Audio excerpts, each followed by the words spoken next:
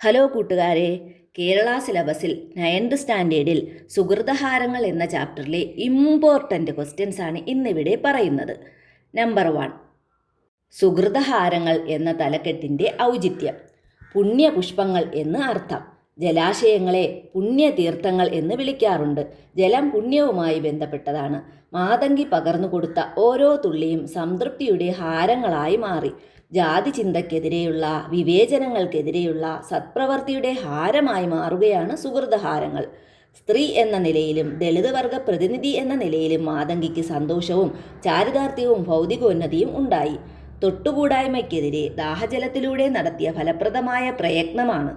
ഈ രീതിയിൽ സുകൃതഹാരങ്ങൾ എന്ന തലക്കെട്ട് ഏറ്റവും യോജിച്ചതാണ്. നമ്പർ 2, മാതങ്കിയുടെ വാഗ്മയ ചിത്രം തയ്യാറാക്കുക.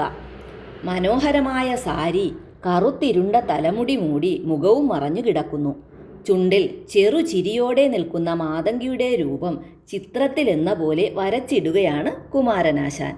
നമ്പർ 3, കല്ലല്ലിരുമ്പല്ല. മാതങ്കിയുടെ സ്വഭാവം വരികളിലൂടെ വിശദമാക്കുക. മനുഷ്യൻ്റെ അടിസ്ഥാന ആവശ്യങ്ങൾക്കും മാനുഷിക മൂല്യങ്ങൾക്കും മേലെയല്ല ജാതി ചിന്തയും അയിത്തച്ചിന്തയും എന്ന് മാതങ്കി തിരിച്ചറിയുന്നു. തന്നെ സഹോദരിയായി കാണുന്ന ഭിക്ഷുവിൻ്റെ അല്ലൽ തീർക്കേണ്ടത് തൻ്റെ കടമയാണെന്ന് അവൾ കരുതുന്നുണ്ടാകും. പ്രയാസം അനുഭവിക്കുന്ന ഒരാളുടെ അവസ്ഥ കണ്ട് മനസ്സിലുണ്ടാകുന്നത് മാനവികതയാണ്. കരുണ കാണിക്കാതിരിക്കാൻ മാതങ്കി കല്ലോ ഇരുമ്പോ അല്ല. നമ്പർ 4, സുകൃതഹാരങ്ങൾ. ആസ്വാദനക്കുറിപ്പ് തയ്യാറാക്കുക. മലയാള കവിതയുടെ കാൽപ്പനിക വസന്തത്തിന് തുടക്കം കുറിച്ച കവികളിൽ ഒരാളായ കുമാരനാശാൻ്റെ രചനകൾ കേരള സമൂഹത്തിന് വിവിധ പരിവർത്തനങ്ങൾ വരുത്തുവാൻ സഹായകമായിട്ടുണ്ട്. 20ാം നൂറ്റാണ്ടിലെ ആദ്യ ദശകങ്ങളിലെ കേരളത്തിൻ്റെ സാമൂഹിക അവസ്ഥയോടുള്ള സവിശേഷ പ്രതികരണമാണ് ചണ്ടാല ഭിക്ഷുകി എന്ന കൃതി. അതിൽ നിന്നെടുത്തതാണ് ഈ കാവ്യഭാഗം.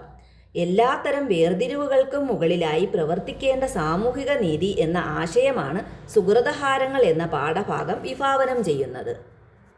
കിണറിൽ നിന്ന് വെള്ളം കോരുന്ന മാതങ്കിയുടെ ചലനങ്ങൾ സൂക്ഷ്മമായി അവതരിപ്പിച്ചുകൊണ്ടാണ് കവിത ആരംഭിക്കുന്നത്.